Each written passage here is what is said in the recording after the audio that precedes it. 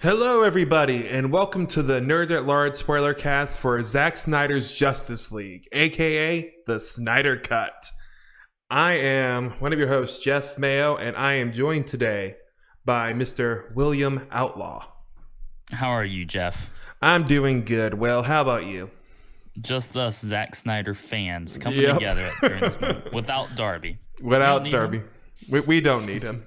He was never going to watch this movie, or it never is.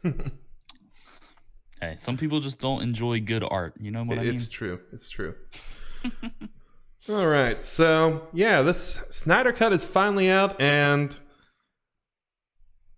crazy arc all in its own. How this movie cut came to be. Yeah, I mean that's a big part of this movie is like just the fans making it happen, willing it into existence. You can't really talk about this movie without talking about that aspect of it. And regardless of what people do think of the movie, that's pretty huge. That's special. Yeah, you're saying like regardless of the quality of the movie, it's the fact that this happened, and you kind of just want to watch it or see how it goes, just because this is an unprecedented thing. That just curiosity. Yeah, which I'm happy this happened, especially with the other just the circumstances surrounding it for Zack. But also, it's like I'm hoping this doesn't lead to any single time any product is disappointing. Right. Fans go crazy on the internet asking where is the blank cut. I mean, I don't know about you, but I could not care less about a David Ayer cut of Suicide Squad. I even watched the original Suicide Squad. You watched it with me and Darby, right? No, that was Jacob. Oh, that was Jacob. That's right. You weren't there. That was after. Yeah. Remember, at some point, I just became the game master and didn't have to do any of the punishments. That's right. It was a punishment. Yeah. I mean, I could literally not care less about that cut. So yeah, I'm with you. It's a slippery slope. I think every once in a while, a director's cut can be good, but yeah, I don't know how many films are going to be getting this treatment in the future, and I hope it's very few and far between if it does happen. Yeah, I expect it to be, again, considering the circumstances and just everything surrounding this film. But yeah. Well, let's get to the actual movie, or I guess movies, with the theatrical cut in this one. Because if you've been listening to any of our any times we mentioned to it on any of the podcasts or anything, you might have heard me mention that I had not watched the original Justice League movie until last week. Yeah, I decided, well, it's probably good for, like, it might have been good or interesting to hear my thoughts as someone who didn't see the original. But it's probably good that we're both on the same page as far as if we've seen it or not. So I think it's helpful at the very least. Like, I understand wanting to see it from the perspective of maybe someone who hasn't watched the original, just so maybe someone can say if they think it's legitimately a good movie or not without knowing the plot already. But I think it's really helpful to see just how much of Zack Snyder's actual vision was just completely lost in the original version. Yeah. So that you can see why he would want to, or why people would want to see his version. Yeah. I think that's helpful. Oh yeah, 100%. I guess I'll just throw it out there as far as my feelings on both ones. Generally, the Joss cut, didn't like it at all. I didn't find it good. There are a couple cool scenes, and me and Will both big DC fans, so I'm sure I can speak for him as well. We just get at least some enjoyment of seeing these superheroes knock heads and stuff, live action style. At least get a little bit of that, and them being together on the big screen. I get a little joy out of that, but the story and everything, and the jokes, especially the jokes with Batman, I'm glad those were gone in the Snyder cut. But as far as the Snyder cut itself, I really liked it, and the farther I'm getting away from it, the more I feel like I'm liking it. It has its problems for sure, and there's definitely some, if you look at it, probably some fat you can still trim. Probably too much slow motion, all the Snyderisms and all that kind of stuff. 100%. But it at least told well, at least I believe, a coherent story. And some of the characters I feel like that were pretty much not a character in the original, like Steppenwolf and Cyborg, actually have interesting arcs and good scenes in the Snyder cut. And I feel like scenes I didn't care for in the Josh version, for whatever reason, whatever stuff was added to it, or just the way Snyder did it, same scenes in Snyder cut, I really enjoyed. Yes, I agree. Yeah, I mean, I think I've probably only seen Whedon's version twice. I saw it when it came out, and then I probably saw it one more since then, just with my family or something. And I remember watching it in theaters and coming out and being like, "All right, that was a movie with a lot of my favorite characters, but that was it." It's like, yeah, like you're saying, there is some sort of general likability from me, just because, yeah, it's some of my favorite characters that I get to see on the big screen. But yeah, the further and further I got removed from that movie, I realized that honestly, I don't think it's as bad as Suicide Squad, but I feel like I dislike it more because it just like wrecked so many of my thoughts about the characters, and even the simple stuff like how you could just blatantly tell with the reshoots, and like Ben Affleck is fat all of a sudden in some of them, or like, and I don't know, the color grading and stuff, it just really messed with me, and I think I really dislike that version. So I was excited for this, the Snyder cut, and I also can at least say that I really enjoyed it. I think it is harder to say whether it's like a good movie, whatever that means, because it's just hard to judge a 4 hour long direct to video movie like that, because you can't really, grade it by the regular guidelines. But I can say that I certainly enjoyed it, and I do think it's like ridiculously better than the Whedon version, regardless of who you are. Like, if you say that this version is worse, I would have some serious questions for you. Yeah. So that's what I'll say for now. All right, so yeah, let's get into it. As far as trying to think, what do you think would be better, going kind of beat by beat as far as through the story some, or just kind of start with differences? Or I think it might be helpful to go through some of the differences first, just so that we can immediately go through those. Yeah. Well, immediately the beginning is very different. Where in the theatrical version, you just have these kids on a cell phone interviewing Superman. Cute scene and everything, but yeah. And then in the Snyder version, it is the end of Batman vs. Superman, where Superman is dying and letting out this scream, and the mother boxes are activating. Right.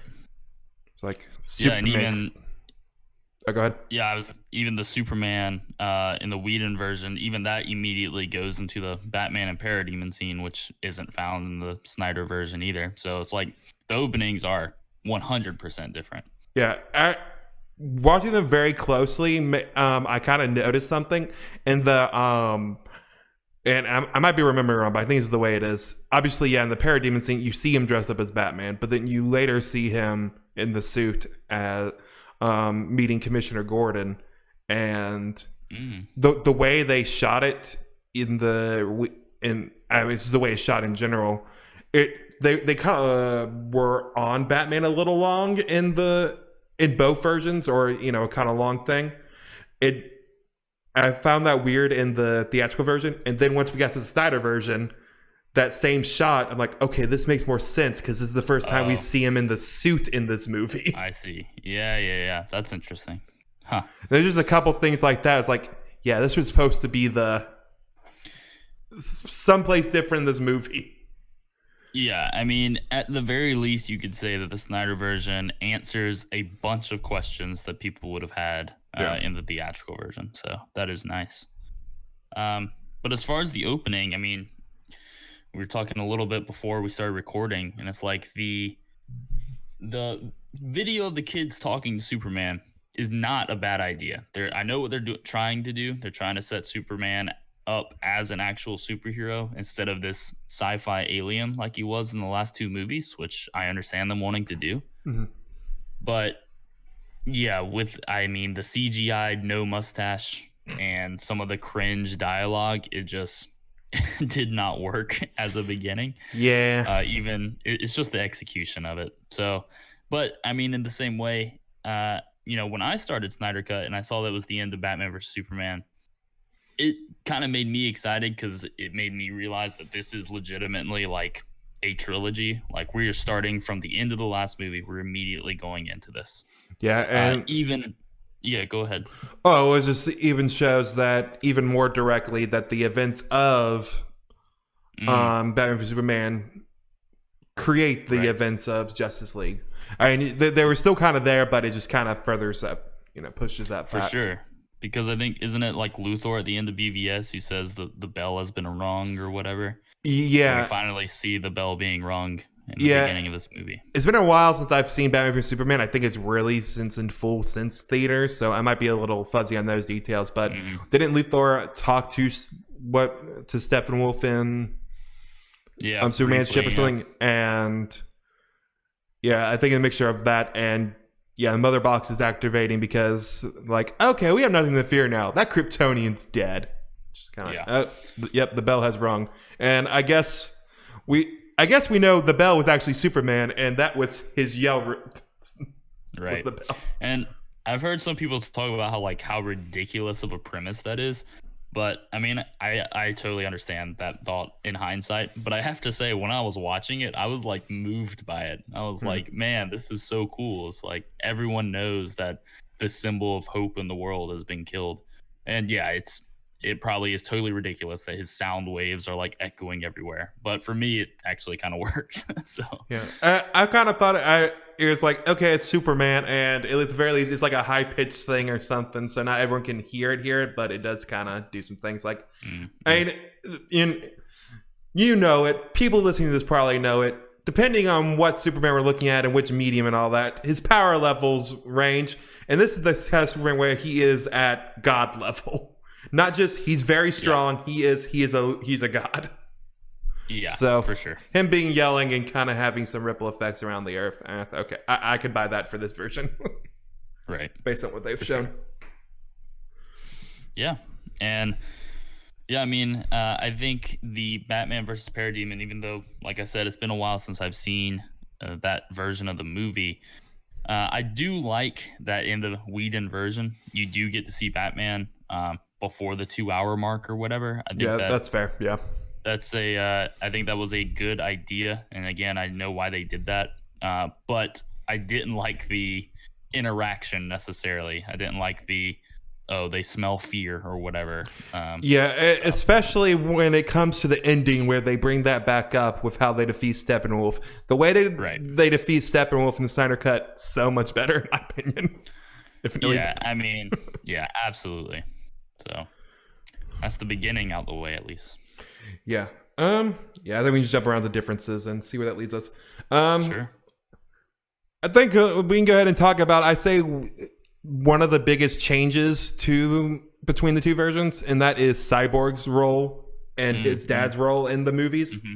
Where in the theatrical cut, he's just kind of there. I mean, he absolutely has some importance and stuff, but it just kind of seems like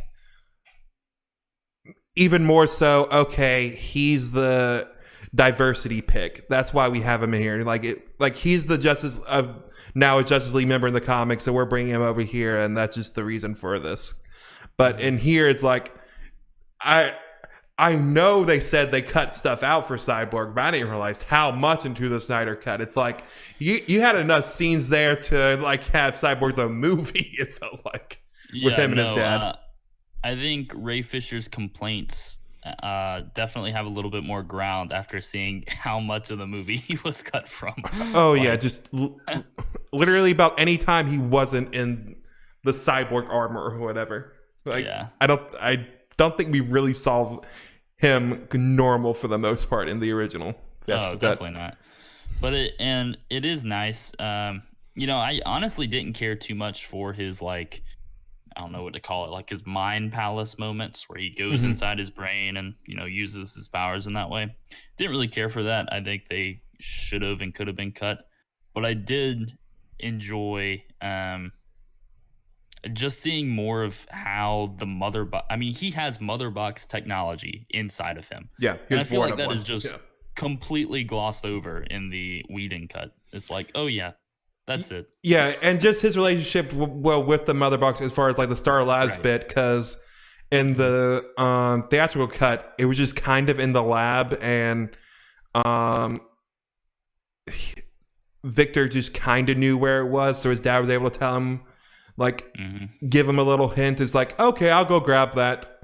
Where in the Snyder cut, he has the box from the very beginning, and Mhm. it makes more sense why they're focusing so much on Silas and why they know a Right. lot more about it. Just everything surrounding Cyborg is And infinitely that better. and I mean, correct me if I'm wrong, but I don't remember them ever saying like what the mother boxes really even do in the Whedon cut. But in this one, they really make a point of saying that they are like machines of change, like they change things. And I thought that made the idea of them like terraforming the Earth make a lot more sense. Yeah, I'm trying to think. In the Whedon cut, I think they kind of, but they don't go into much detail for it and just make it a little vague Hmm. thing like, oh, we'll destroy Hmm. the planet or make him very powerful or something to that Right. effect. Yeah. Don't go into all of it. And, like, with the flashback with the mother boxes or whatever during the war, which we'll obviously get to later, I feel like, yeah, there's more explanations for the mother box's role there Hmm. Hmm. compared between the two in the Snyder version compared to the Whedon version. Definitely. Man. Yeah, and again, going back to like the Star Labs aspect of the Cyborg story, better pronounce his name. Ryan Choi was actually in this movie, not in the theatrical cut.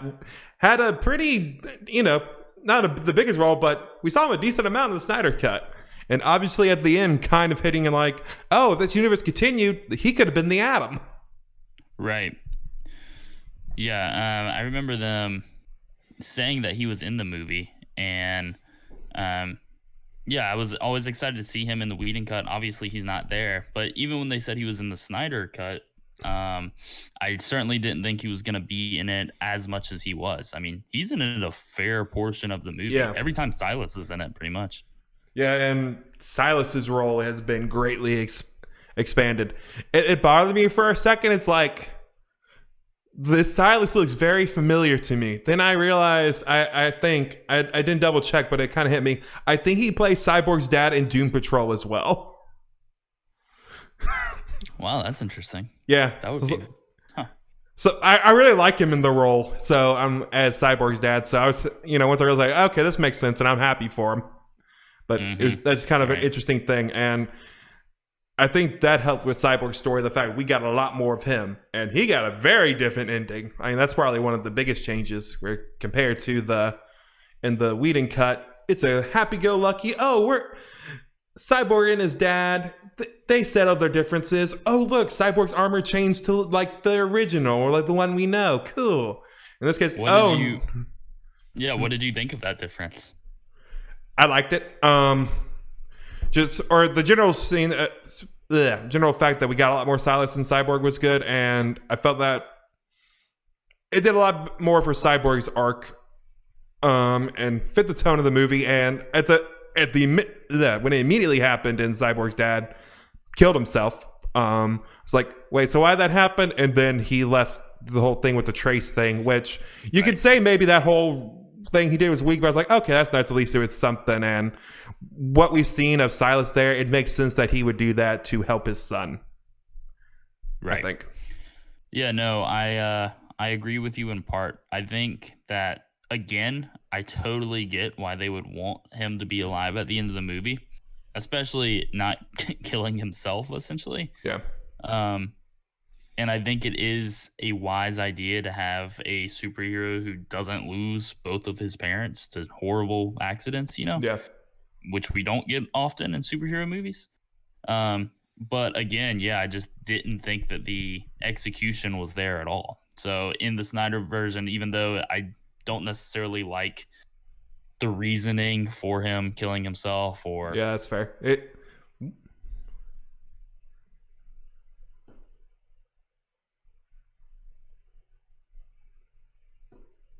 There, it happened. back.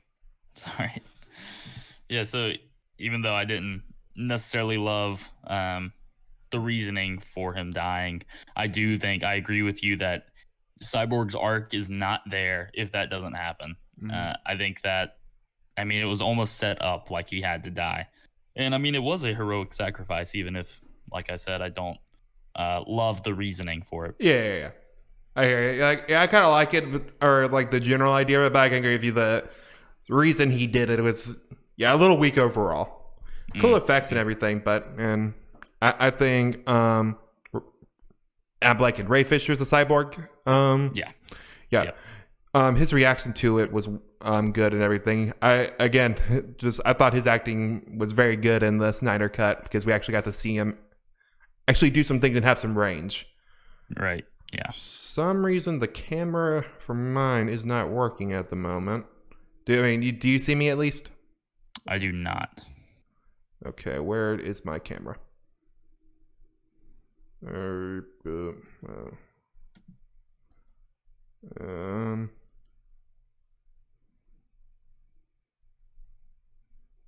wait, let me try this.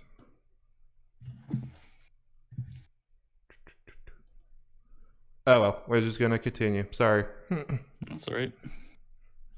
All right, so either you're going to, this thing's not gonna have video at all, or you're just gonna see Will from here on out, and you're welcome. Beautiful. See ya. Sorry, where were we? We were just talking about Ray Fisher. And Yeah. His better acting, or I guess you can see his ability better. Yeah. Yeah, so it got to the point where I understand why, in hearing people talk about the Whedon cut, since it came out, like they did not like they prefer or didn't care if Cyborg came back, or if he didn't come back. And after seeing the Whedon cut, like I understood that, but after this, I'm like, man, if they continue this or potentially like whatever, like he makes a good Cyborg, like at least what they're doing with him here. So I wouldn't mind seeing him come back. And I think the saddest part of all that, regardless of what you might believe or whatever about his accusations, he loved playing the character, and that's just a shame that it looks like he won't be able to anymore. So yeah. Let's see. We can talk about, I guess, them adding Darkseid to the Snyder cut. And just pretty major difference. I guess the role of antagonists between the two movies, because in the Whedon version, it's just Steppenwolf, who I tried to make a point to listen, mentions Darkseid once, kind of in a passing way. Like it might have been more than once potentially, but I only caught it once, and it was kind of in passing to where I feel like you can miss it pretty easily, especially if you're not someone with the knowledge of DC Comics, like to my or yours level. Be like, Darkseid, what the world does that mean? Star Wars, what's going on? But and Steppenwolf is barely a character. He's just a plot device. Exactly. I mean, I think that was one of my bigger issues with Whedon's cut, is that they clearly didn't want to continue, I guess, the Justice League franchise after that movie. And man, it shows, because for some reason they decided that Steppenwolf is now going to be like the big bad of the DCEU. It's like, this just doesn't work, man. It just doesn't work. No. Like they replace Darkseid with Steppenwolf in the battle or the Age of Heroes scene. Yeah, the past. Yeah. And I remember thinking that was real dumb. And I mean, I just really enjoy in the Snyder cut how that he is just a pawn. And even better, it's not like he was sent by Darkseid. He's just trying to like get back in his good graces, which I think was really good too. I think I really like that characterization of him. I like the idea of, oh, he's not picky on this world, or like they're focusing on this world, at least at first. It's like, I need to pretty much conquer 50,000 worlds. Right. And, I know a Kryptonian is dead here, or was protecting this, and now it's gone. So this seems like it's good at any place. Mm-hmm. And I think just, not having him as is kind of the big bad, but there's someone over him that's kind of hanging over him, and just having that dark side pretty much being Thanos in this universe, kind of leaning over him like this is the big threat. But I guess with that, go ahead. No, I just think they did a really good job of building Darkseid up too, because even though you see him in that past scene in the Age of Heroes, I mean, it was a pretty awesome moment whenever he steps from the molten rock or whatever to talk directly to Steppenwolf, and you see all the parademons kneel, and Steppenwolf like retracts all of his armor, and it's like, man, Steppenwolf is tough, but this Darkseid guy, he's the main threat, and I just like that a lot. I feel like for the most part they did a well of showing, Darkseid is the biggest threat, especially when you go to thing and seeing how many parademons he has compared to Steppenwolf, and we know he's stronger than Steppenwolf. But I wanted to bring this up because I've seen this point of criticism. How do you feel about in the Age of Heroes flashback scene, Darkseid getting his shit kicked? See, I did hear some people saying that he went down a little too easy, but I don't know. Like, I mean, it was literally Ares, like, during an intergalactic war where he is, you would assume, at his most powerful. Yeah, exactly. Yeah, I know that's some nerd reasoning, but I mean, I think that makes sense. Yeah, I think also he didn't have his Omega lasers, it seemed like then, because he didn't use them in the flashback scene. We see him use it in the Cyborg future. I mean, yeah, that's another thing. It's like, clearly this was what, like thousands, millions of years ago. It's like, I'm pretty sure he was like 12 years old then. Like, Darkseid obviously isn't fully powered at that point. I think it's more of a subtle thing they showed, and they could have made that a little more clear to, for non-comic geeks like us. Right. But overall, I think I didn't have a problem necessarily with that. Again, it was Ares and Zeus.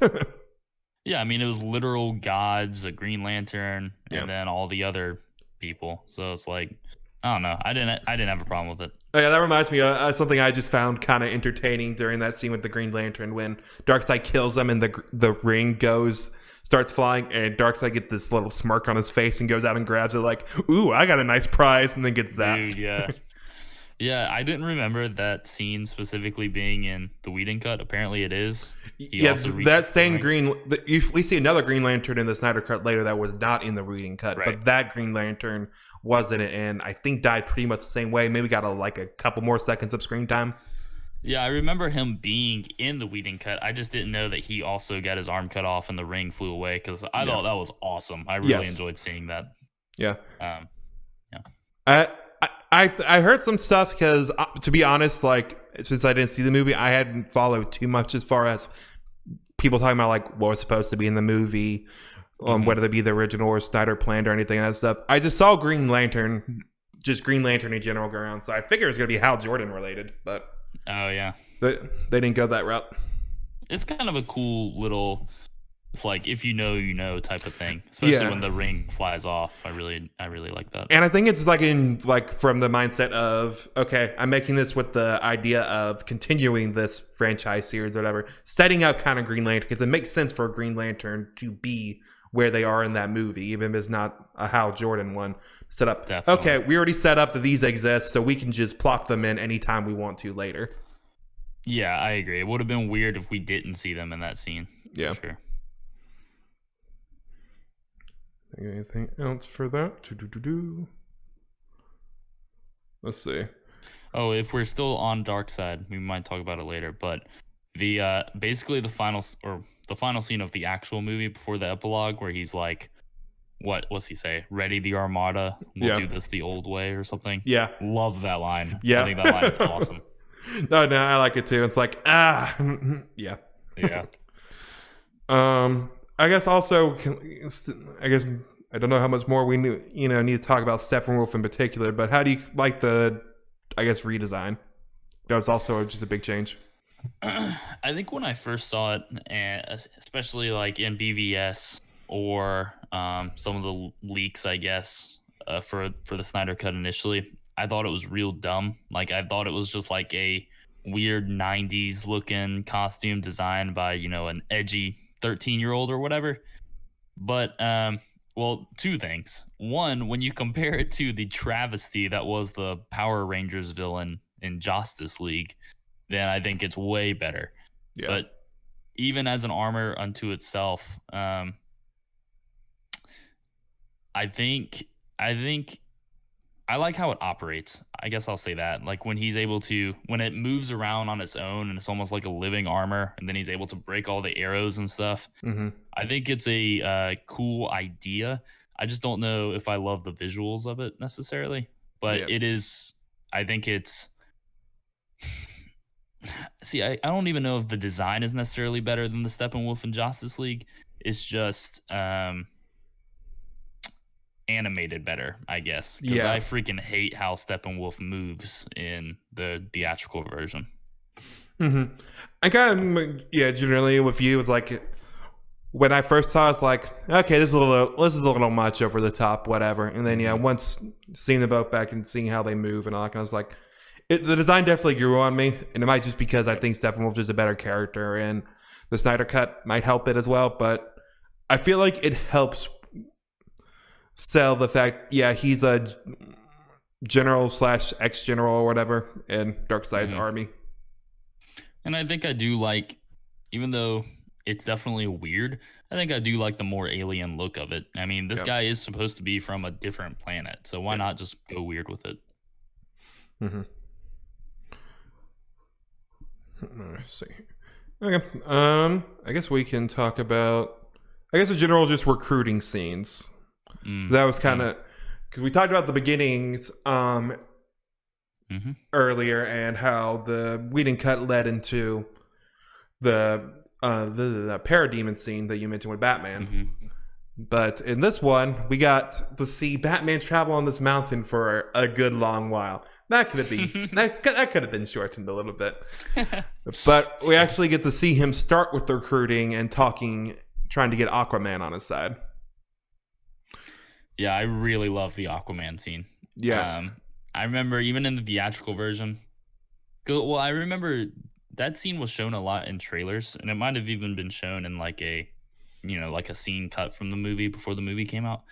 And I remember always thinking that I really enjoyed that scene. I like how both how Arthur and Bruce kind of talk to each other, and just I guess their characterization in those moments.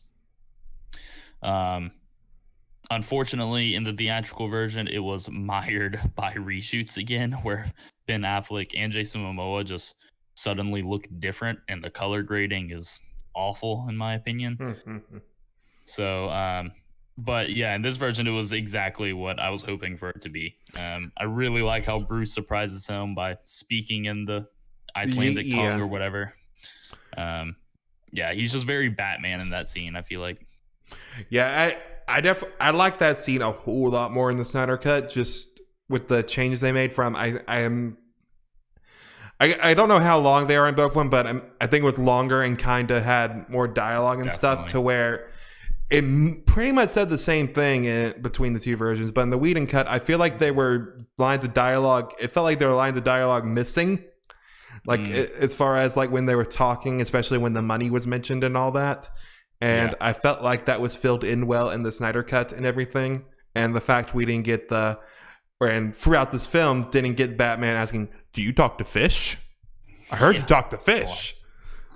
Like, that's one of those things where I don't mind the joke, but just in that context of that scene, it just doesn't work. I guess we can just say it now. The Batman humor between the humor, quote unquote, for Batman was completely cut out from the Whedon version, and I am so happy because it was usually very cringy and felt out of place.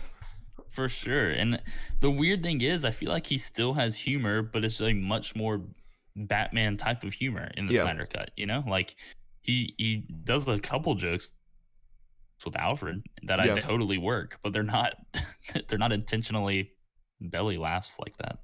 Yeah. But going back to the Arthur scene real quick, we'd be bad not to talk about the stupid mural in the background of the theatrical version yeah. that like just straight up shows Jason Momoa.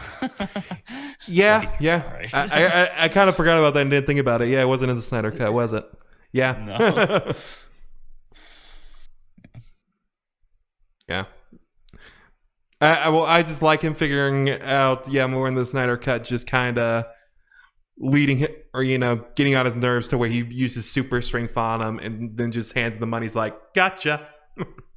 Yeah. Like you were saying, that's the humor that's more Batman or Batman / Bruce Wayne. So Yeah, and even I mean, I know people are gonna people talked badly the random Icelandic girl singing at the end of that scene. yeah, But I mean, it 100% should have been shorter.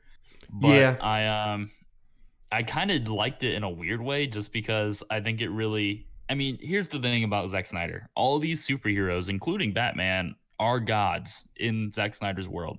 mm, So I kind of like the idea of like Aquaman just being straight up worshipped by this woman, even though, like I said, I do think it became a little cringy the longer it went on.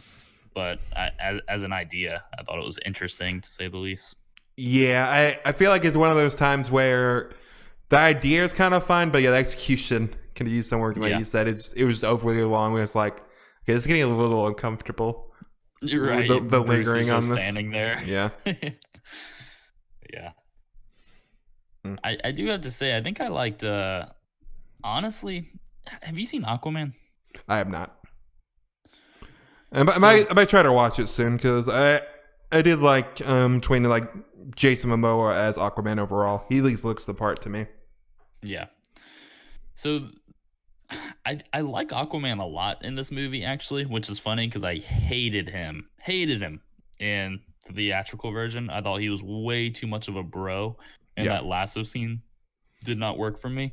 But in this one, I don't know. He seems really cool to me in the Snyder cut. And honestly, I mean, I love all the extra scenes we see with him and Mara, and can't think of Willem Dafoe's character, Yeah. Volko.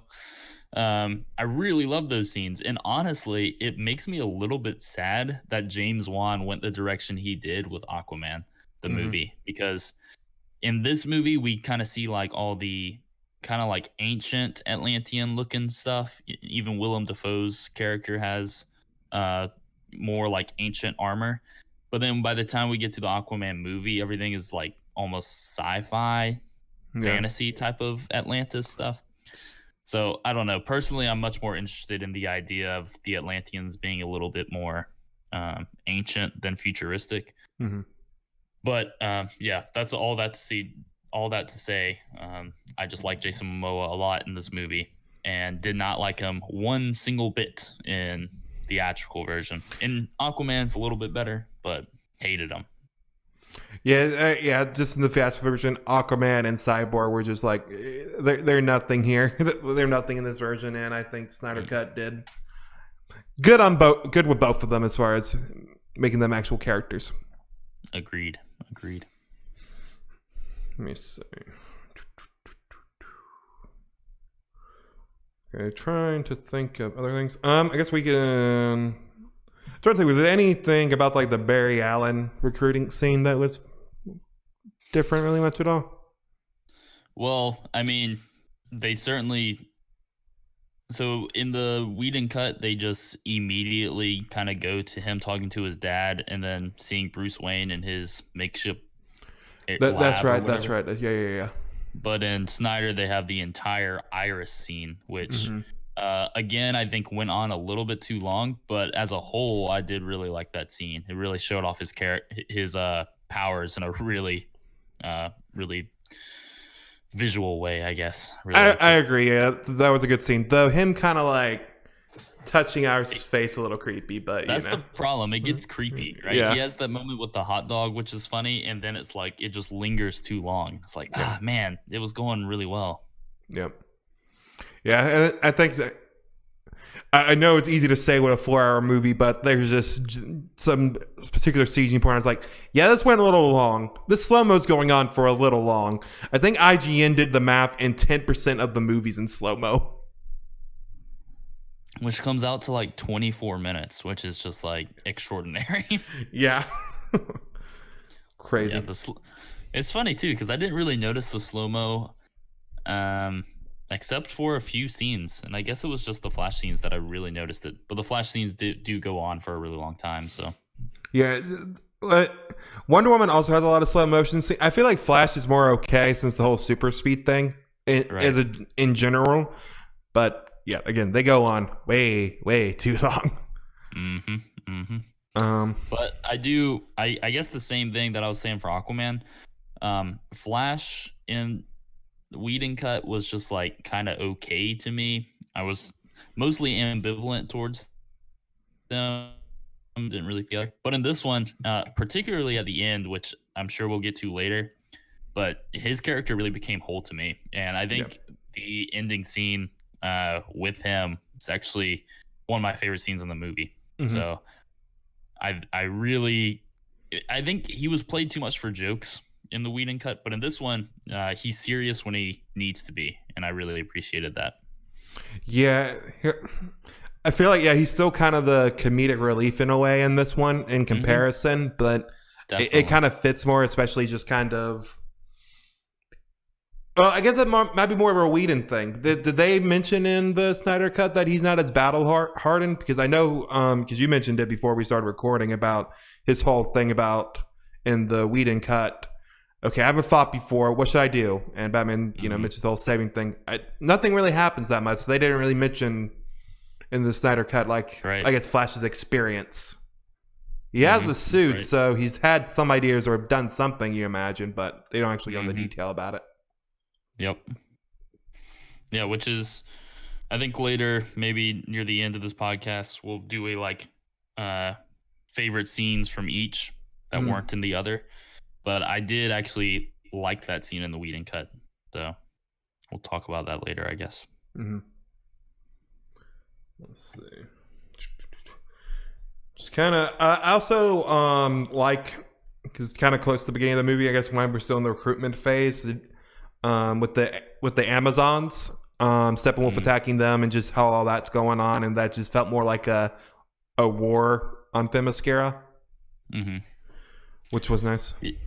Yeah, I think both versions of that scene are really, really great. I love seeing Steppenwolf just freaking taking them out, and I also think it was really cool just how the Amazons had this whole plan for if someone came to take it. Like they had all these preparations, and I think it's just an awesome scene, regardless of which version. I did hear some people saying that in the Snyder version, it might be a little bit too long because it doesn't seem as impulsive or hurried, like not as much danger maybe.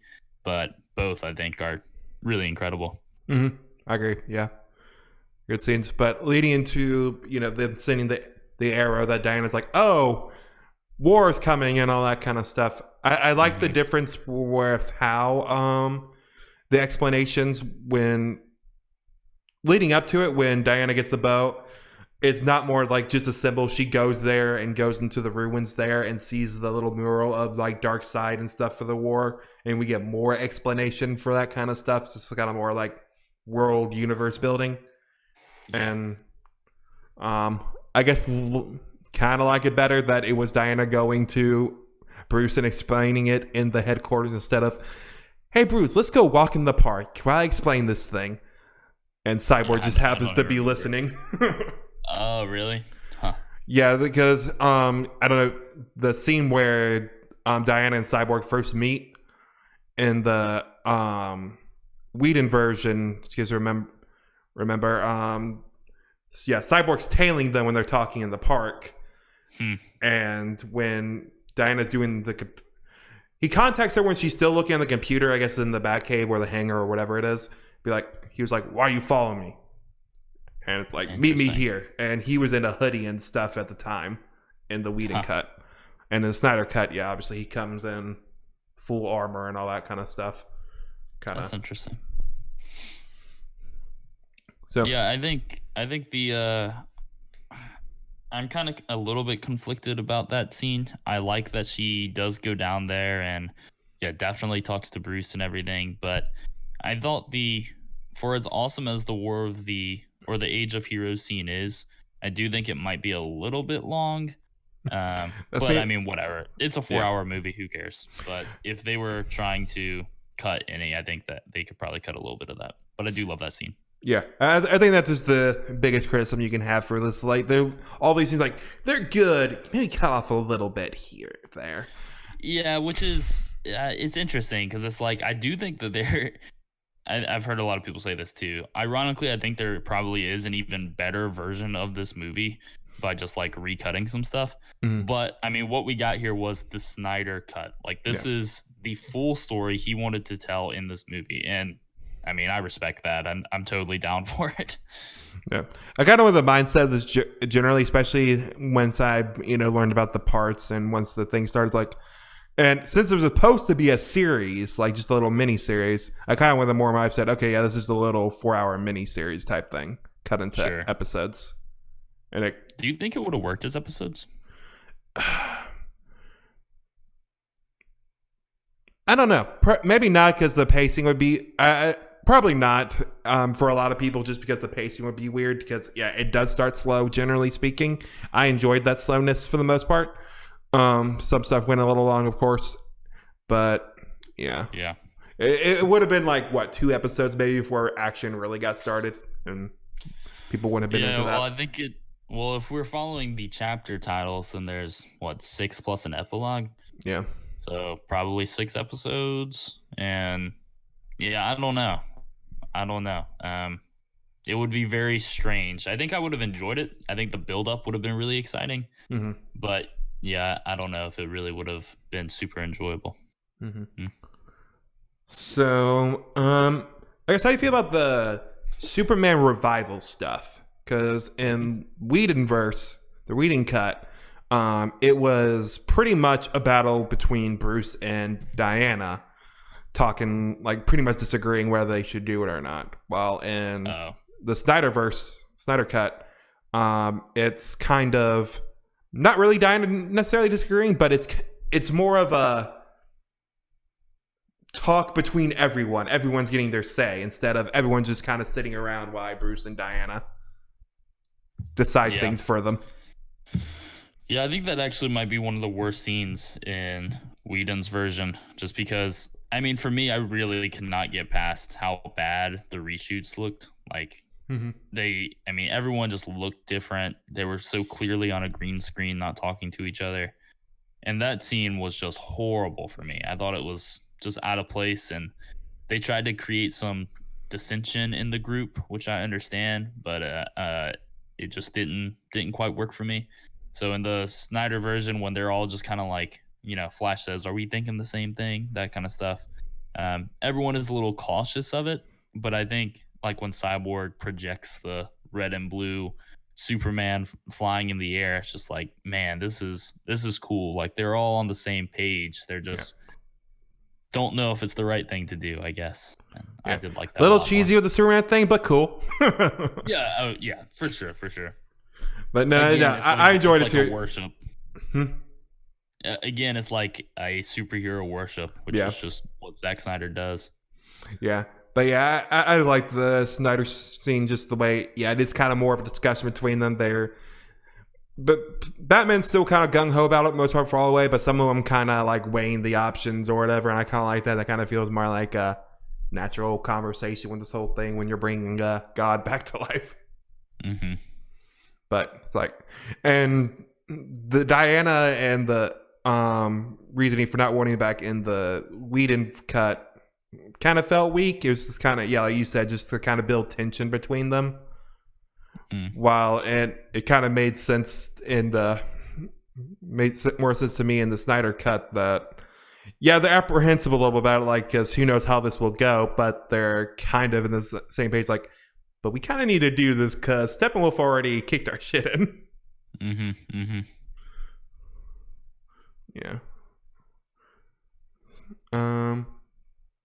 So actually leading to his resurrection. I'm trying to think of like what the differences were as far as the actual all the differences when they actually revived him.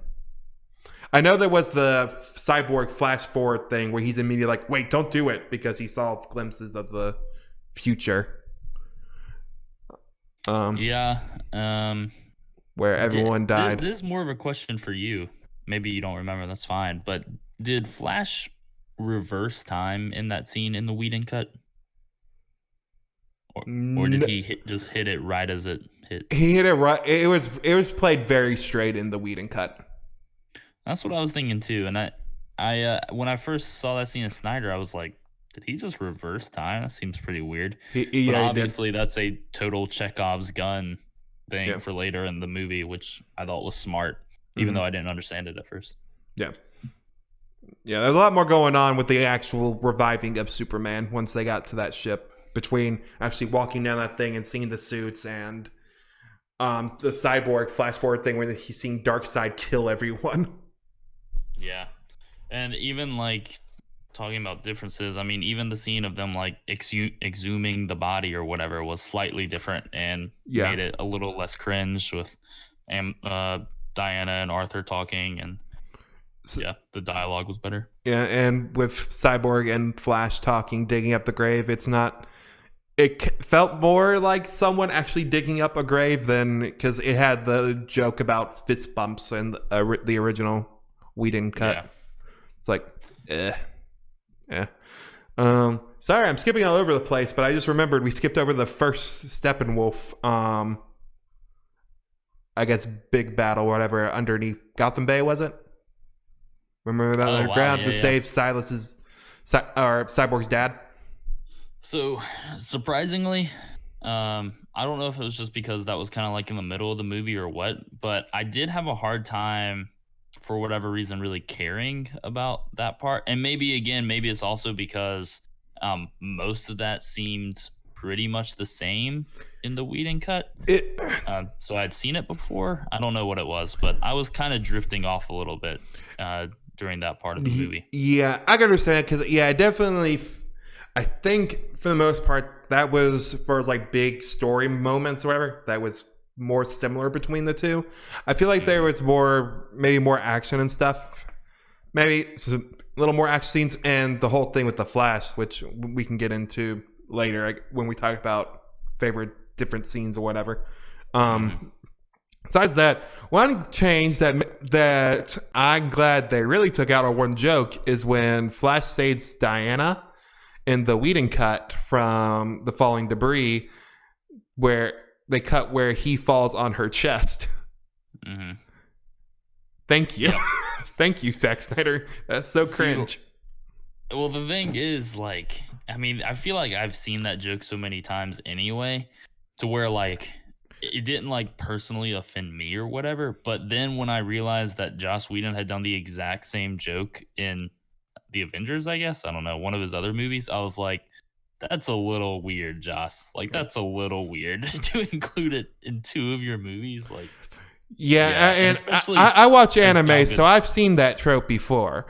But it's just one of those things that just kind of doesn't really fit in this movie. I mean, it's not a good thing anyway. It's I just don't think it should be in things anyway. It's just a cheap, yeah. And I think I read that they had to do a body double for Gal Gadot because she refused to actually do that scene, which can't blame her. That's what I was gonna say too. It's like, it'd be one thing if she was like, yeah, whatever, that sounds funny. But like, since she didn't want to do it, that's even weirder. Yeah. Well, not crazy too much more. I think different from that little thing. Besides that, yeah, I'm trying to think. I did hear someone talk about how, like, in the Whedon cut, there is a lot more. It's like they literally see people die, and then they have like this conversation, and it's like, why don't you jump down there and save them? But in the Snyder cut, like, Cyborg immediately sees his dad and starts the fight, which I think feels a lot better, and like actually like saving civilians. But the only other thing that I thought was a little bit dumb during that scene was, like, whenever they are climbing the stairs and they come to this part of the bridge that is, like, broken, And I don't know. To me, it's like they all made it seem like it's like this big deal. Like they're gonna have to cross this chasm, and then like in a couple seconds, all of them do it, and it's like, well, all right. Yeah. So I don't know if you remember from the Whedon cut. That is something that is different because they make a whole thing about it's like, okay, we can't do it at the same time or the thing will collapse. But Okay. yeah, in the Snyder cut, yeah, they all just do it. I'm just like, okay, It just seemed really odd. It's like that's the it big did. problem. Yeah. It was odd, but that's one thing that's so small. I didn't really pay it any mind, but I get what you're saying for sure. Yeah, it was just funny to me. It's like, okay, whatever. Yep. So yeah, I guess going back to Superman's revival, that whole he's back to life, and then they fight. Yeah, I mean, but which is totally cool by me. I still think that I'm glad that Whedon pretty much mostly kept this scene the same because it is really, really good. I mean, yeah, I incredible. I'm sure you really like this part as well when Flash is trying to go around Superman and you just see Superman's head turning at him and just throwing it. For sure. Yeah, that was great. Has to be one of the most iconic scenes in these DC movies is that moment. Especially, I mean, Flash's face is just so good. Yeah. But I'm not a fan of evil Superman for the most part, but I do like this moment because it's not like he's evil per se. He's just doesn't know where he is, And I really like how they showed, even though, maybe he's overpowered, whatever. But I like how they showed that they literally weren't doing anything to him. Like Diana's on one side, Cyborg's on the other, Aquaman's in the middle, Flash is racing around him, and like Superman's just getting it done. And I thought that was really cool.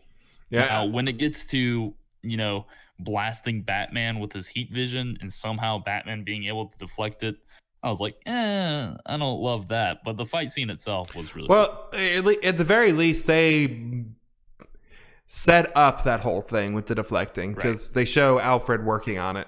And at least at the very least, they're like, okay, this is the limit because the thing freaking falls off and breaks. Yeah. It's like, okay, his heat vision's kind of the limit for this poor little gadget. But something I was going to say, that does remind me of that scene with Diana and Alfred, which is really, really good, by the way. Oh, yeah. Where she makes the joke of the bat lasso or whatever. It's really good. Oh, yeah, that was great. Yeah. I just like how Alfred gets more scenes with people because we get a very short little scene with Superman later, which I thought was a nice one. He's really good, and it makes me sad that he wasn't in the theatrical version. I mean, he's like, I really enjoy his Alfred scenes. So, yeah I agree. But something as far as the start of the fight, which I like comparing Snyder cut to the Whedon cut, is in both versions they have the fight pretty much start because Cyborg's defense systems go crazy and shoot Superman. It felt kind of, I mean, you definitely argue it came out of nowhere for both cuts, and I completely understand. But at least as far as comparing the two, and the Whedon cut, it just kind of happens. But at least because of the way the story's told and setting up the whole thing of the mother boxes and everything in the Snyder cut, it at least makes sense. Okay, obviously mother boxes have seen Superman as a danger this whole time, and Cyborg is pretty much made from a mother box. So it makes sense that they would see Superman as a threat at the very least.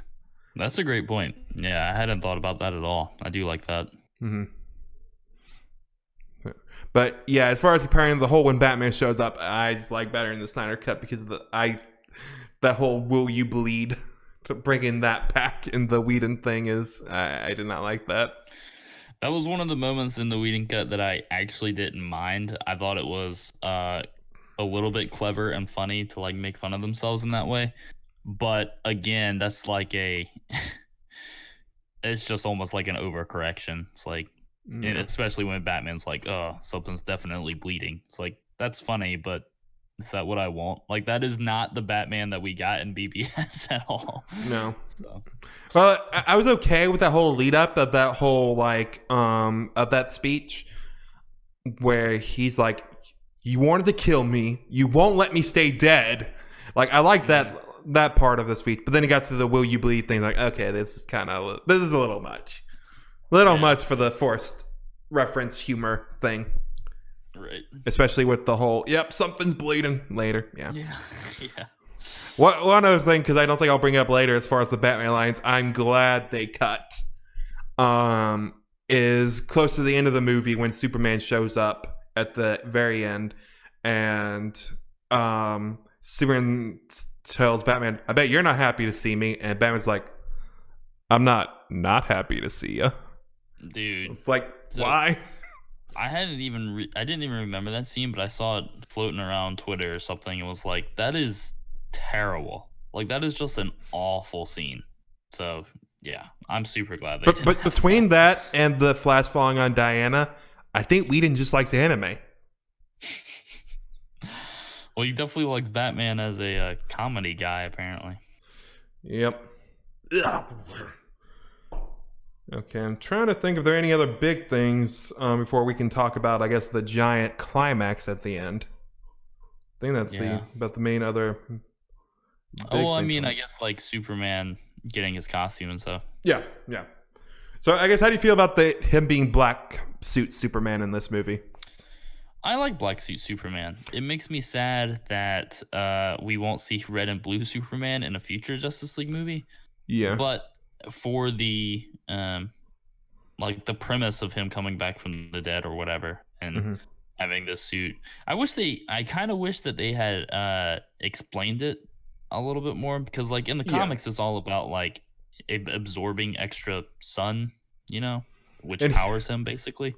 But in this it's just like, oh, I guess I'll just wear this different costume. Yeah, the suit looks fantastic, so I'm okay with it. Cool. And I love the scene where it has both his dads like doing the like speeches to him or whatever leading up to it and flying off. Yeah, and the Man of Steel reprisal or whatever during that scene completely, I mean, gave me goosebumps. I love that. I mean, I love the anti-gravity little pebbles and stuff. And I think just seeing Henry Cavill actually clean shaven just makes me really happy.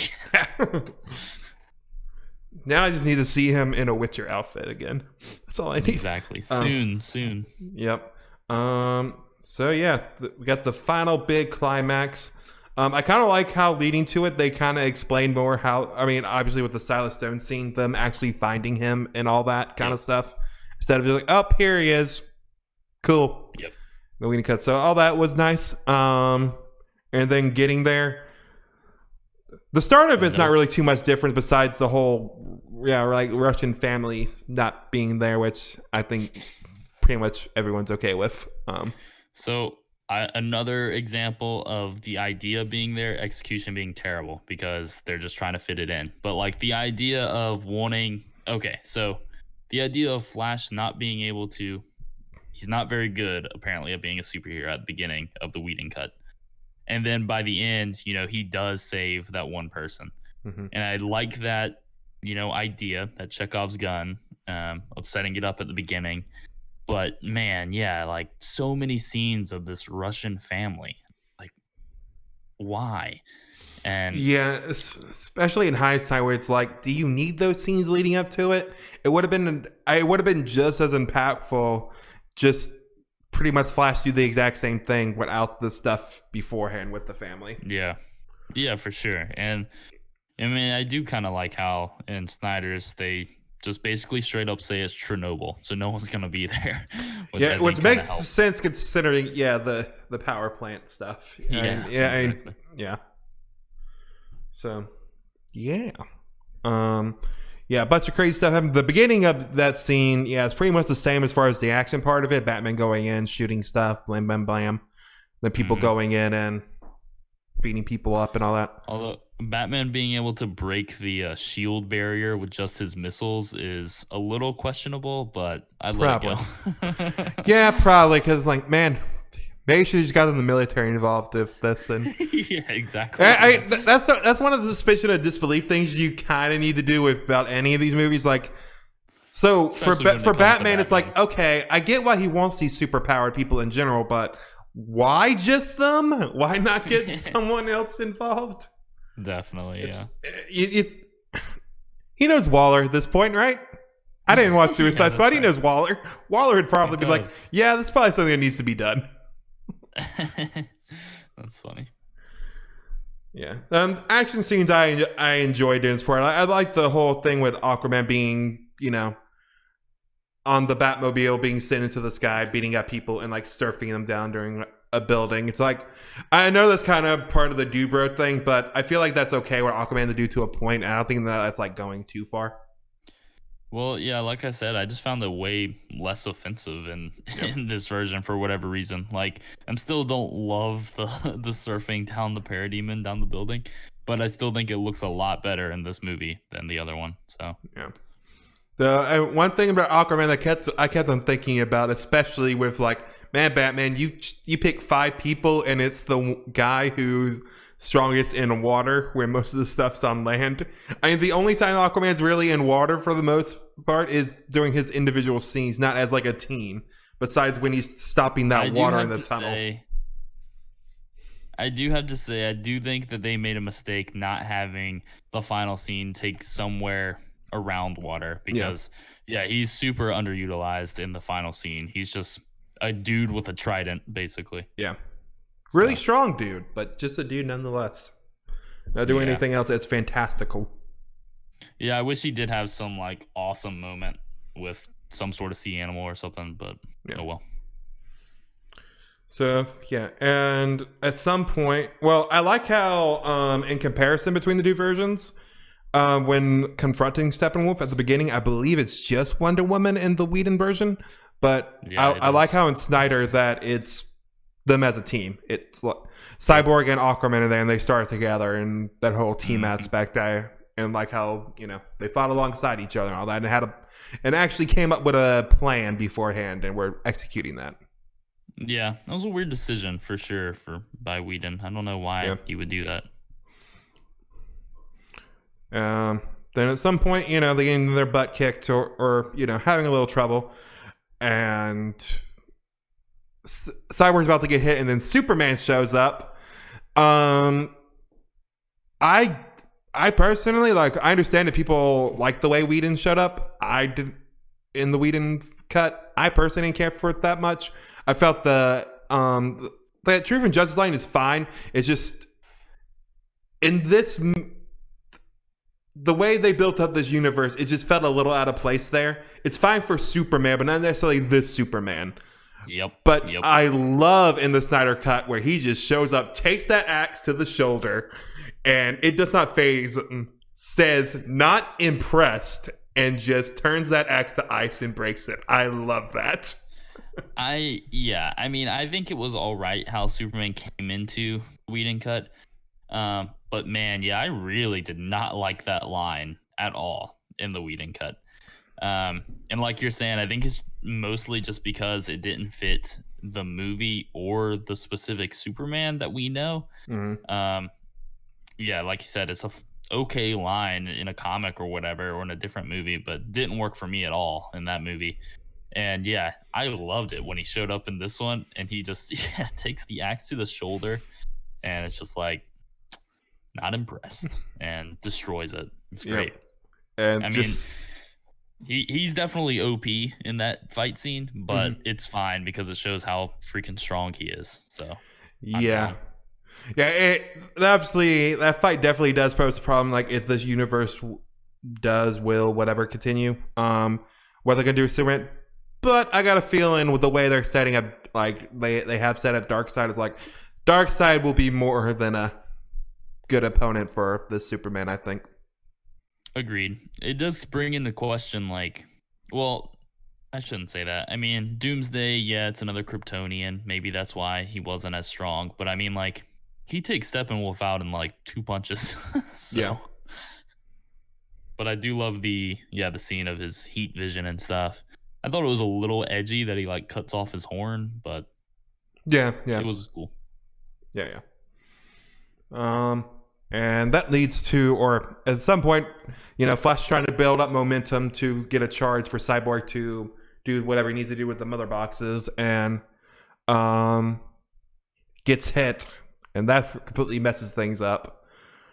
And then that leads to the mother box actually being fully charged or whatever, and kills everyone, which I thought was. All right, well, when they end up coming back, just you see Superman and Cyborg being slowly put together. I'm like, yeah, it's a rated R movie. Yeah. That was weird. But yeah, I actually legit thought that they were doing a like Infinity War before Infinity War type of moment. I legit thought that they were going to lose, and that's what set up the nightmare scenario or whatever that we've seen in the past. Ultimately, that wasn't the case, but I really did think that they were going to lose. So it was kind of cool that they were able to fake me out with that in a way that not even Infinity War really did. Like, you always know that they're going to win at the end, but in this one, it's like, this is Zack Snyder's Justice League. Like, this is the end. So I legit thought that was going to happen, which I thought would have been interesting. But I love the scene with Flash. Absolutely love it. I think that scene. Go ahead. I was just saying, like we mentioned throughout this, just kind of them setting it up with the whole thing with reviving Superman, showing that he did slow or reverse time a little bit, that he had done that previously, and him kind of mentioning like, okay, Flash, this is the #1 rule. You do not mess with time. You do not do this. And just him kind of having to hype himself. I was like, okay, Barry, we got to break that one rule this once. We have to. Yep. And yeah, I mean, I really did love that scene. And it is dumbfounding to me that Joss Whedon saw that and was like, nah, we're not going to include that. Like, yeah, it's incredible.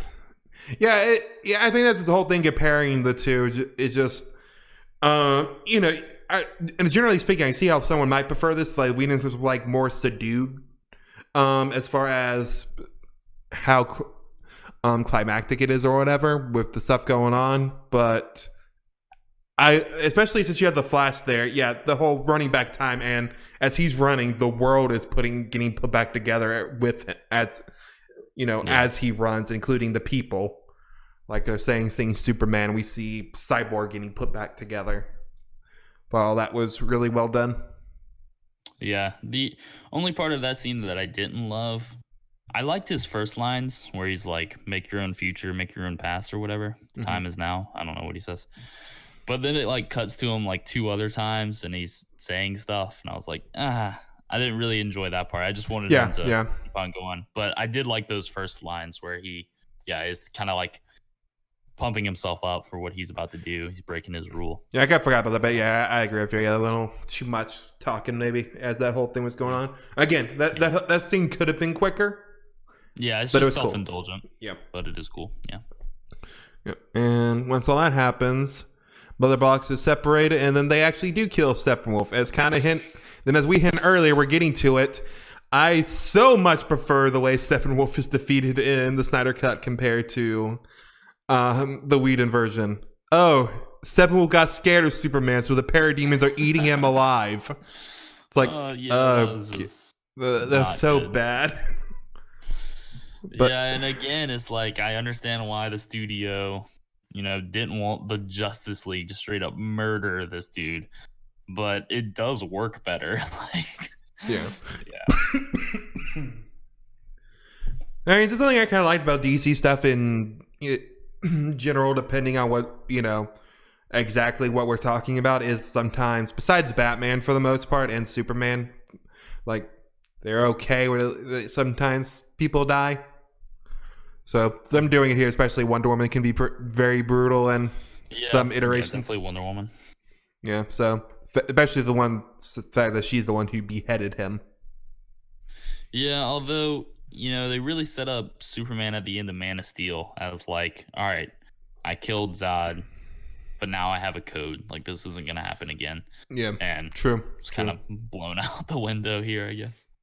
Or actually, in both of his movies, he killed Doomsday and helped kill Steppenwolf, I guess. So I think you can at least argue Doomsday, he's a mindless monster at the very least. Yeah, they may not count. He's kind of undead. But your point stands for Steppenwolf. Yeah, for sure. But yeah, and leading into a scene we mentioned earlier with Darkseid's like, Okay, ready the Armada. We're doing the old ways. So good. Yeah, It's so good. I love that line. I'm blanking on the name of it. What's that whole thing that Darkseid's always looking for? Why am I blanking on the name? Oh, the anti-life equation. Yeah. We haven't mentioned that. I kind of like that as kind of more motivation for this stuff, where like, okay, why Darkseid is now going to focus on it, and it's. I understand it. Dar, you mentioned it because he listened to the kind of funny spoiler cast, and that's his first time actually hearing about the anti-life equation, and he kind of came to me, he's like, "That's dumb." It's like, yeah, but that is what Darkseid's all about. Yeah, I mean, yeah, like the DC fanboy in me is like awesome, but at the same time, I do understand like. I mean, I've been reading comics since I'm like 4 years old, and I still don't quite know what the anti-life equation is. And that's a problem. So, yeah. But it's whatever the story wants it to be at that particular moment. That's true. That's true. I do like the idea that the idea is that Earth has the anti-life equation, and that's why he's so set on it. I do like that part. Yeah. So. Go that, and it leads to our ending. So, I guess we can get into so many endings.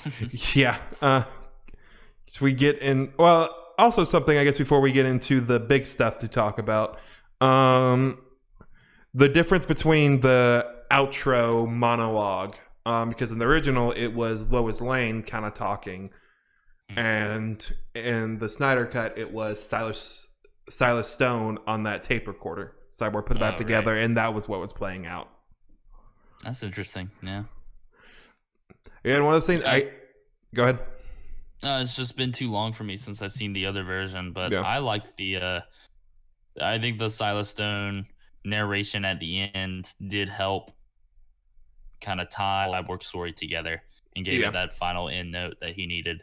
Yeah, I agree with you. The Lois one was nice in the Whedon cut, but it's just kind of like generic. Okay, she's the reporter, so she's doing the whole story beat, blah, blah, blah. But yeah, I felt like, especially since they set that up earlier, that's a nice way to wrap up Cyborg's story as well and just kind of do all that. And the guy's got a nice voice, so that doesn't hurt. But yeah, then we get into all the other craziness. We get that Lex Luthor Deathstroke scene, and I've been reminded during my 2 viewings of that scene, because the scenes in both very different content in it, but still the same scene nonetheless for a setup and everything. I do not like Jesse Eisenberg as Lex. Yeah. So I for sure thought that was a Whedon addition, to be honest. So I was pretty shocked to see it in the Snyder cut. Same, honestly. Still didn't work for me. I love the idea of Deathstroke being a future, especially like the idea of Batman and Deathstroke having that movie when the Ben Affleck movie was still going around. That would have been sick. But I did not like this ending. Yeah, Jesse Eisenberg as Lex Luthor, unfortunately, is a total bust for me. I think I kind of get what they were trying to do with his eccentric personality. But just like, I mean, it's funny how both Joker and Lex Luthor, I thought, are just terrible in the DCEU. It's very interesting. Yeah, we'll get to the Joker a little later, but the thing that sucks, about as far as that, it's like, I've seen pictures of this guy's Deathstroke, but then seeing two scenes, it's like, I haven't seen too much of him. He seems, I can tell, he'd probably make a really good Deathstroke. Oh, totally, yeah. If, he actually had a movie to play the part instead of these last scenes, but... Yeah, I as far as like comparing them, don't like Jesse Eisenberg as Lex Luthor. But as far as the content of them, I like the idea of them setting up. Okay, yeah, Deathstroke and Batman have beef, and that would lead to something instead of the heroes are making a Justice League. We should have a league of our own. Yeah. It's like okay, it's like also, you do all that and you go with Deathstroke. I guess he's superpower beast. The reason why I thought they were okay, well, I guess maybe that line was a Whedon addition. But yeah, the 100%. reason why I thought that was a Whedon thing was like that basically took out the idea that they were going to keep going with the dark side stuff. Basically, Justice League 2 was going to be Legion of Doom, I guess. And it's like, Actually, yeah, I didn't think about that point. I don't see how that works for the Snyder cut, which, yeah, like you said, it's definitely setting up the bat flick that we'll never see. Yeah. But still weird. Yeah. I kind of didn't think about it from that note, but yeah, it definitely makes it more sense from the Snyder cut being the original intent of it, being like, yeah, setting up a Batman Deathstroke movie instead of, hey, here's another thing for the Justice League to fight. Exactly. Also along with this other thing. Yeah. I agree. Then that leads into the nightmare scene. Did not like. Yeah, I gotta agree with you overall. I'm assuming you've seen people call like the Joker Batman interaction like one of the best interactions between the characters ever and that kind of stuff. And I saw that before I watched the scene. I didn't expect it for me to feel that way, but then after coming out of it, I'm like, what? That's what people are like thrilled with? Yeah, I am dumbfounded by that. I thought it was really bad, to be honest. Like, not necessarily the whole nightmare sequence. I mean, I didn't love the nightmare sequence, but I didn't think it was bad per se. Yeah. But the conversation between Joker and Batman, I thought was pretty bad overall. I mean, they had some interesting lines, and I liked that they were trying to do some backstory, but it was like, I don't know, it didn't give me the right feels. Yeah, it was way too edgy for some reason. Yeah, too. I think it's my first time seeing Jared Leto as Joker, like in an actual movie, like an actual scene instead of just trailers. I don't like him in that role for sure. I figured I wouldn't, but it seems like he would be so good. It's so odd the direction he decided to go. Yeah, I think your direction's a part of it, but yeah, and it's kind of a weird thing where it's like it happened. Like, yeah, like you said, there was some lines in it that I thought were good in a vacuum. I kind of like the general idea of Batman wanting to kill this one, which makes sense, and I'll like kill this guy, especially since this is a more hardcore Batman, especially since confirming, hey, this Joker did kill a Robin. We kind of knew that from Batman v Superman, but we heard it from his mouth and all that. And I don't know, there's nice little tidbits in this whole scene of like, oh, in the future, yeah, Harley dies in Batman's arms. Apparently, we saw from the thing Aquaman, Darkseid kills Aquaman at some point. Diana dies. These are the survivors, and I kind of like the transition from the Lex Deathstroke scene to this, because it's kind of with that vendetta we seen that scene Deathstroke has against Batman. It's like, okay, shit got really bad to the point where Deathstroke's just cool with Batman. It's like, okay, I need to work with you if I'm going to survive. I thought the same thing. Yeah, I did like that transition. But yeah, the whole idea of the nightmare scene, I think in general thing is kind of neat to kind of see the future if the good guys lose. But the fact that it seems to be completely dependent on Superman going bad, like an Injustice, pretty much. Like Batman let Lois die again, like Injustice, the games, and he's evil, and I guess working with Darkseid. I guess what we're supposed to take away from it is kind of weird. I think the idea is that Darkseid succeeds in getting the anti-life equation, and then through that he's able to, through that and Superman's grief and losing Lois, he's able to basically control him. Okay. I think that's the idea we're supposed to come across, but yeah, just part of it just feels weird. Like if that's what they're, what's generally what they're going for is Batman v Superman supposed to be, okay, Batman's paranoid about Superman going evil and all that kind of stuff. He's going to take him out. Oh, they're buddy now because their moms share the same name. Cool. Oh, wait. In the future, this actually happened. Batman's fears actually come true. Yeah. Whether it be mind control or not, it's like, that's lame. Right. Yeah, that's a good point. Yeah. I think the whole nightmare idea, like, could be cool, like, especially with the ragtag group they have, like, Mirror there instead of Aquaman and have the trident and all that. Like, I feel like the whole scene would be better if, well, take Joker out of it, and if Superman and that, like, Darkseid wins and Superman was killed or something. There's like, yeah, they are really strapped. Yeah, I don't know. Good point. Yeah. Have you read any of the stuff about where Snyder was going to go with the other Justice League movies? I saw something about apparently in the third movie, because they show in this that, or strongly hint that Lois is pregnant, that Superman's son was going to be Batman. I saw that. Mm-hmm. But I didn't see anything else. You should take a look at those other Justice League movie like plot ideas, I guess, that they had. It's interesting. I think I kind of have to say I'm kind of glad that we're not getting those movies in a weird way. Like, as much as I kind of actually do appreciate Snyder's version of these characters, even if they're not exactly what I would have put on screen. The next couple movies, at least the ideas that he had, are just not great in my opinion. So this nightmare scene, I guess, at the end, I guess, is trying to like leave it open for, if the Snyder verse is going to continue. But I just didn't like this scene at all, to be honest. It's one of the only scenes in this movie where I was like, not feeling this at all. Yeah, it's a weird thing. I agree with you. As a whole, I definitely did not like this scene. Like a weird thing, like going to the topic of, like, would we want the Snyderverse to continue? You kind of saying based on the news you've read about, you probably prefer if they didn't.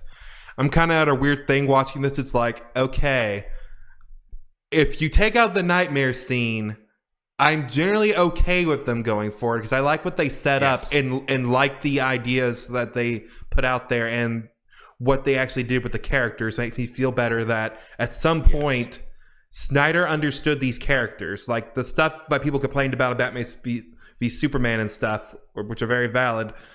Like, I feel like at some point during the filming of this, Snyder just understood it and it clicked for him, and he made a really good movie, good version of these characters that could continue forward. And I do have to say, at the same thoughts, like, even though I didn't personally like this scene, I've said it a couple times now, but this is Snyder's vision, and I think it would be really odd if we got those hints of the nightmare scenes in Batman v Superman and then they just were nowhere to be found in this movie. So I do appreciate that he's just kind of like sticking to his guns, but yes, I would worry if he's sticking to the original plot ideas that he laid out in those documents or whatever. I think there's cause for concern, but I do at least trust him to after this movie to kind of work himself out of that, I think. So yeah, I feel like I'd be okay with him, like if they wanted to just go kind of a straight up like Darkseid invasion type thing and just kind of go off of that, and that'd be the next movie, and that's just kind of maybe it or something. And maybe bring back like these actors for solo movies. Like I'm okay with like a Ben Affleck led Batman movie, and a Cyborg movie plan. I'm more okay with that now. We're still getting that Flash movie. I am very much okay with the Snyderverse continuing. I am less okay with his original version of his movies going forward, if that makes sense. No, I agree with you. Yeah, what I was getting at, I know it was very rambly, was the regular movie got me excited, but then the nightmare scene is like, okay, if this is what exactly it's going for, it makes me a little more hesitant to say that, but I guess generally speaking, again, I feel better after watching the whole movie, so I'm like, okay, if WB decides to go for it, sure, I'm in. I'll see it. Let's do it. Yeah, I think the odds of it continuing in a comic series are very, very high. I would not doubt that at all. I do not think, honestly, that HBO Max is going to do anything with it, though. Yeah, or WB in general, just sounding like just kind of reading stuff after this because I didn't know. But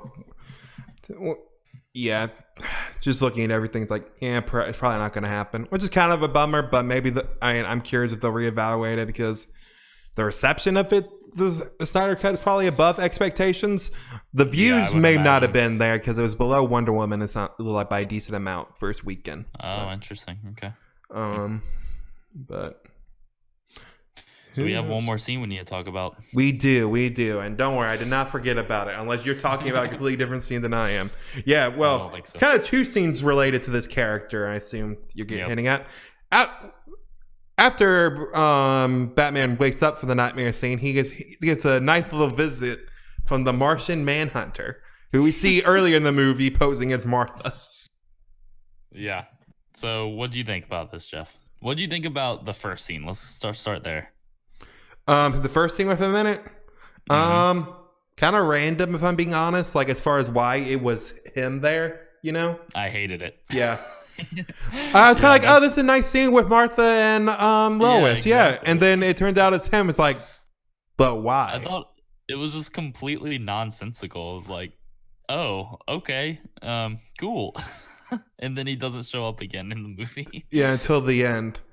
I like the ending scene. Yeah, I really like the idea of this character in all three movies being the Martian Manhunter. I think that's really cool, even if it doesn't make total narrative sense.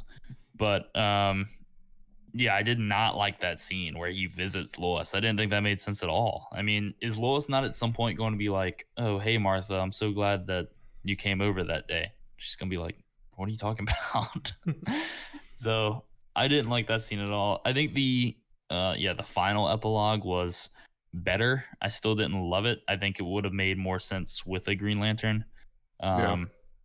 But I mean, it is what it is. But yeah, what do you have to say about the second scene?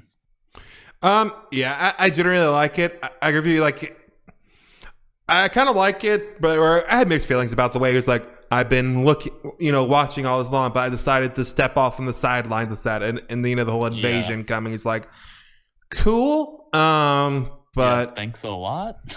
yeah, it, like you were saying, I think it made more sense if it's a Green Lantern being like, "Yo, I've been off planet. Yeah, I know stuff's about to go down. I'm here to help." Exactly. And he did say that he wanted it to be Jon Stewart, so I have to just toss that one out. But yeah, I also really, I mean, this is kind of a nitpick at this point, but I didn't love how he was like, "Some have called me the Martian Manhunter." It's like, well, Who's just called say you your that? name. Yeah, just say your name, John. Like, Well, it's like if you've been in like- hiding, who's calling you the Martian Manhunter here? that's a good point, too. Really? Yeah. Unless they go Yeah. into the backstory of him, or would have gone in the backstory of him in a Justice League 2. Yeah. I like how the actor played him as like a pretty genial guy, you know? So yeah, like this is one thing I will say. Like, if this were to go forward, the design of him, the little bit we got, and the way the 2 seconds we got from the actor, it's like, I like this. I like the general way it looked, and the actor seems like it fits from the little we saw. But yeah, and I kind of did chuckle to myself at Bruce in this scene. Well, first of all, this is clearly a much later reshoot because Ben Affleck is much skinnier. yeah. But I did think I did kind of laugh to myself when in BVS he literally is going to kill Superman because he's an alien, and in this one he's like, "Hey, Cool. what's up, Martian?" Yeah, I thought the same thing. Yeah. It's like I love how he's just kind of like worn out at this point. He's been working with gods and aliens, like whatever. Yeah. But yeah, that was the Snyder Cut. Indeed. Did you want to go over the different scene thing? Yeah, Okay. sure. I mean, for me, we were just gonna talk about maybe our favorite scenes, like our favorite scene in Whedon cut that didn't make it into the Snyder version, and our favorite scene from the Snyder cut that didn't make it in Whedon's version. And for me, we kind of talked about it a little bit, but I think the scene where Batman tells Flash to just save one actually did affect me a little bit. I liked the idea of Flash not having a ton of experience, not knowing what to do, and Batman being like this mentor figure and kind of, just telling him how to be a superhero, pretty much. He doesn't say, "Go punch that bad guy." He's like, "Save one." And I really appreciated that. So I was a little saddened to not see that in this one, but there's so many other better Flash scenes in Snyder Cut, so I can't complain. Honestly, I agree completely with you. It's just kind of been trying to think this whole time, and I feel like it's the only scene where I'm like thinking back at it. I was like a little bummed once we got to that point, and it just didn't seem like, and that's kind of a bummer because I think that's a really good scene, especially with an inexperienced Barry. Yep. So that was mine and I guess yours too, Jeff. Oh yeah, 100%. For the Whedon version, and for the Snyder Cut, my favorite. Actually, they might both be Flash scenes. I think my favorite for the Snyder Cut is, the final Flash in the Speed Force or whatever, turning back time. I think that is phenomenal and made this character who I kind of wrote off as comic relief and didn't particularly care for him into someone who was serious and legitimately like saved the world, like just him. And that kind of actually does make me excited for the Solo movie. So that was my favorite Snyder Cut scene, I think. Although the Man of Steel flashback, or not flashback, but where he lifts off again is very much up there. Yeah, I'm trying to think. Like I mentioned more towards the beginning of this point, I really like the Cyborg stuff. I'm trying to think of like a certain scene. I don't know if it's be a favorite, but kind of going back to it, I guess, or at least a scene that's different. The Superman coming in. Going into the final thing or whatever, and taking that axe from Steppenwolf. I just love that so much. Yep, for sure. It's so just much better. Yep, I just love that particular moment scene and how that fight went so much in comparison to the Whedon version. I agree. So that is our spoiler cast for the Snyder Cut. Very crazy, all over the place, just like this Snyder Cut saga. Dude, it's wild that the first Snyder Cut tweet was like 2017, and now we're watching it. That's so crazy. Yep, and I think the craziest part is the fact that people generally like it. Yeah, I mean that's the other crazy part is like that most people at least respect it. You know, I mean, what 75 on Rotten Tomatoes or whatever? That's not nothing. Yep, for a Snyder movie for sure. So. Glad we got it. See where it goes. Well, if you like this spoiler cast, you can look back to other superheroes podcasts we did. Me and Will, with my normal co-host Darby Hallman, did a WandaVision spoiler cast not too long ago. I assume I might get Will to join me for Falcon Winter Soldier 1 or whatever other Marvel stuff happens, any DC things. If there's a superhero thing, there's a pretty decent chance we'll get Will on to I'll be here. Geek out about that, and especially that Black Adam movie hopefully comes, because we got Pierce Brosnan as Dr. Fate in that movie. Dude, I have not heard that at all. That got announced earlier today, and let's go. Pierce Brosnan? Wow. Okay. All right. Yep. Wow, I'm going to have to catch up on this. That's wild. Yep. Well. Okay. Well, it's been fun, Will. Thank you for joining. Yeah. Thanks, Jeff. I'll see y'all soon. Yep. Okay. Bye, everybody.